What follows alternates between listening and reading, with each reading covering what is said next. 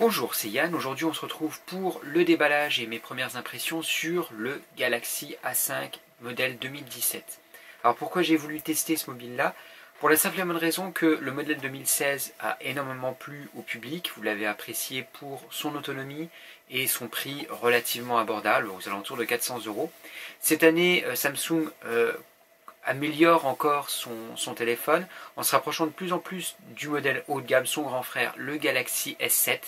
Et donc cette année, on a un téléphone qui est un peu amélioré, plus haut de gamme, je dirais. Donc première chose, il a une meilleure finition, très proche du Galaxy S7 avec la face avant et la face arrière en verre et le contour en aluminium.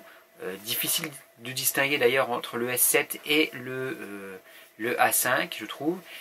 Et deuxième chose, il bénéficie maintenant du capteur d'empreinte. Et troisième chose, quelque chose que j'apprécie énormément sur les smartphones à l'heure actuelle, c'est la résistance aux éclaboussures, à l'immersion dans l'eau. Si on fait tomber son téléphone dans l'eau par exemple, ça va résister puisqu'il a une résistance IP68. Ce mobile-là, j'ai 15 jours pour le tester, pour vous proposer un petit peu mon avis sur le mobile, sachant que il va remplacer pendant 15 jours mon iPhone 7 Plus.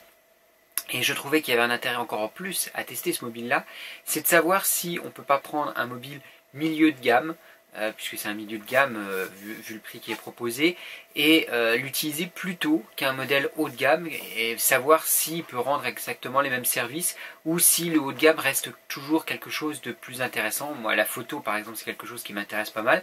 Pas de nuit, mais de jour, et de jour, il considère, là on a un capteur de 16 mégapixels avec une ouverture à 1.8, donc qui devrait être sur le papier pas mal, donc on va voir ce que ça donne dans la vraie vie, et savoir si un téléphone haut de gamme comme l'iPhone 7 Plus ou le Galaxy S7 est un achat uniquement plaisir, ou est-ce que ça va être aussi un achat plus intéressant avec des fonctionnalités plus proches, qui justifient le tarif élitiste. Voilà, on se retrouve maintenant pour le déballage du téléphone. Donc vous avez une boîte classique, à l'intérieur vous avez le téléphone. Alors j'ai choisi la nouvelle couleur rose. Je vous dirai ce que ça donne. Alors je vais essayer de faire, quand je ferai le test, une vidéo pour rendre le mieux possible la couleur, parce que c'est assez difficile de vous montrer. Là je vois sur l'écran de retour de l'appareil photo, ça donne pas forcément la même couleur. Donc je vous dirai ce que ça donne en vrai. Mais il a l'air très sympathique, même en rose. Vous avez le guide de prise en main, etc. Bon, les trucs qu'on ne lit pas forcément. Vous avez la petite sortie pour avoir la prise, pas la prise, mais le petit endroit où on met la carte micro SIM. Vous avez le câble de recharge. Alors, comme vous pouvez le voir ici, c'est un câble USB-C. Donc on va enlever ça, ce sera plus facile. Vous avez un câble USB-C. Donc l'avantage du câble USB-C, c'est comme le câble Lightning sur l'iPhone, c'est que vous pouvez le brancher dans un sens ou dans un autre. Et puis c'est la prochaine, c'est le futur, hein, l'USB-C. Et de ce côté-là, vous avez un câble classique USB. Donc c'est USB vers type C. Vous avez le chargeur, donc un chargeur fast charge, donc qui va permettre de recharger rapidement. Et vous avez à l'intérieur de la boîte les classiques écouteurs. C'est des petits intra-auriculaires. Bon, on les utilise pas forcément, mais c'est toujours sympa de les avoir. C'est pas supprimé. Et vous avez à l'intérieur, vous avez une petite rallonge. Je sais pas à quoi ça sert. Là, vous avez d'accord. Donc là, ce qui est pas mal, c'est que vous avez un petit adaptateur, donc USB-C, comme je vous l'ai dit, sur la prise que vous avez sur le smartphone. Et de l'autre côté, c'est du micro USB, donc le classique USB que vous aviez avant. Qu'est-ce qu'il y a d'autre?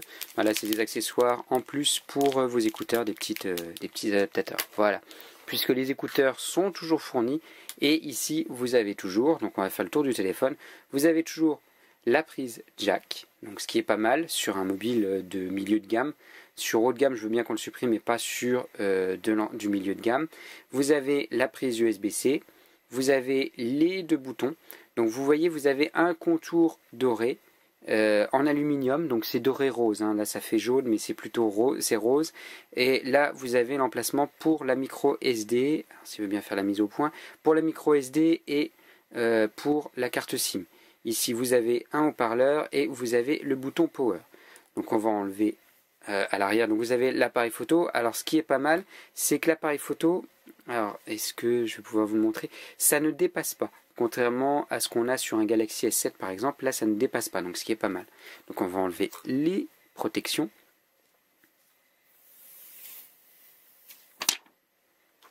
Le petit bruit qu'on aime bien quand on enlève ça sur le téléphone. Alors par contre, pour enlever la protection d'écran, je verrai après pour l'enlever.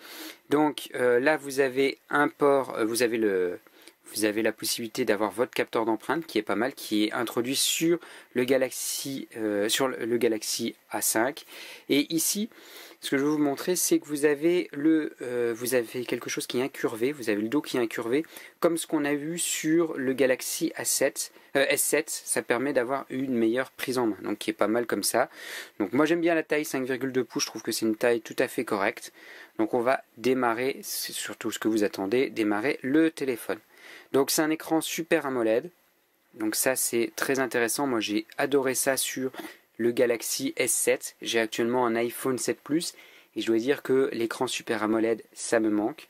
Donc on va voir si là c'est aussi bon que ce qu'on a sur le Galaxy S7. Donc c'est vraiment un mini Galaxy S7, un petit peu moins bien, mais il est moins cher aussi et ça peut être intéressant pour les gens qui ne veulent pas mettre aussi cher qu'un Galaxy S7. Et en plus, maintenant on arrive sur les milieux de gamme, je trouve des téléphones très intéressants.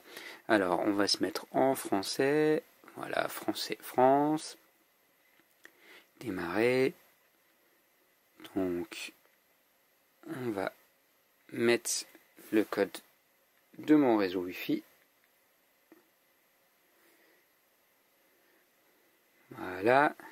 Donc j'ai pas encore mis la carte SIM, sachant que je vais le tester, il va remplacer mon iPhone 7 pendant le test. On peut tout accepter de toute façon, ça va pas changer grand chose. Donc voilà, il va rechercher des mises à jour. Donc il est sous Android 6, il n'a pas encore Android 7. Donc on verra bien ce que ça donne. Là, comme j'avais déjà un Galaxy S7, il me propose de copier. On va faire non merci, je vais préférer faire une version de base toute neuve où je vais pouvoir tout réinstaller, m'amuser un petit peu avec le téléphone. Donc on ignore, on verra après. Ignorer. Donc j'ai un compte bien sûr. Donc tac tac tac. On va.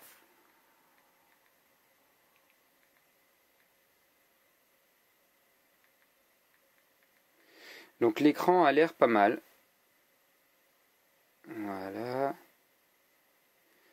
Pas maintenant. Donc protéger le téléphone, on fera plus tard pour configurer avec la carte SIM. Je vais voir ce que ça donne au niveau du téléphone une fois allumé. Donc l'écran a l'air très très joli. Donc c'est un écran Full HD. Donc pour moi je trouve que c'est suffisant. On va laisser ça. Est-ce qu'on peut passer ignorer? Je reconfigurerai après. Donc j'ai un compte aussi Samsung puisque j'ai déjà eu le S7, j'ai eu d'autres téléphones de chez Samsung, ignorer. Donc il y a quand même pas mal de configurations à faire. Si vous avez déjà du Samsung, il va vous récupérer toutes vos données, donc ce qui est pas mal. Donc ici vous avez le téléphone allumé, donc par défaut il va vous mettre un fond d'écran rose, puisque là j'ai le téléphone rose. Il existe en noir, en gris, en bleu, bleu pastel. Donc là c'est vraiment du rose pastel, donc qui est pas mal. Moi je trouve qu'il est assez sympa. C'est plutôt réservé au public féminin, mais ça peut passer aussi pour les hommes si vous appréciez. Au niveau du téléphone, ce qui est pas mal, c'est que vous avez tout de suite. Donc moi j'aime bien, c'est une personnalisation du téléphone, mais sans qu'elle soit trop lourde. Donc ça c'est pas mal.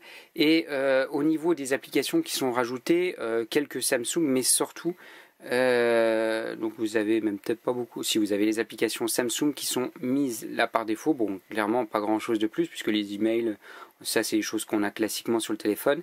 Et vous avez les applications Google qui sont installées obligatoirement.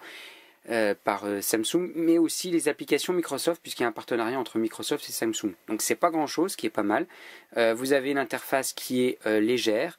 Le téléphone a l'air de bien fonctionner. Alors si ça fonctionne pas aussi, si ça fonctionne bien, c'est parce que j'ai la protection d'écran que je n'ai pas encore enlevée. Vous avez toujours la présentation tout de suite, donc qui est plus sympa, moi je trouve qu'Android stock. Hop là, donc vous avez tous les paramètres que vous pouvez avoir comme ça, donc c'est assez sympa. Je crois que c'est à peu près tout. Donc là, vous avez le capteur d'empreinte, ce qui va permettre de fonctionner un peu plus facilement. Et je trouve que la prise en main est vraiment pas mal. J'ai eu le S7 Edge, pas le S7, mais je trouve vraiment pas mal. Et pour 429 €, on n'a pas l'impression d'avoir un téléphone d'entrée de gamme, à milieu de gamme, je dirais, vraiment un téléphone haut de gamme au niveau de la finition. Donc c'est pas mal. C'est fini pour la vidéo de présentation. Si vous avez des questions sur le téléphone, n'hésitez pas à les poser dans le commentaire. Donc, dans les commentaires, bien sûr, le test sera à peu près publié dans une quinzaine de jours. Une fois que j'aurai pas mal testé le mobile, il va remplacer mon iPhone 7 Plus pendant le test. Et si vous avez apprécié les vidéos, n'hésitez pas, un petit pouce vers le haut, ça fait toujours plaisir. Et puis, donc là, vous avez le Always Display On, donc il affiche automatiquement un fond d'écran, donc c'est pas mal. Avec l'écran Super AMOLED, ça n'usera pas de batterie. Et n'hésitez pas à vous abonner à la chaîne pour avoir le test, pour savoir quand est-ce que le test sera publié. Voilà, je vous remercie, je vous dis à la fois prochaine. Salut!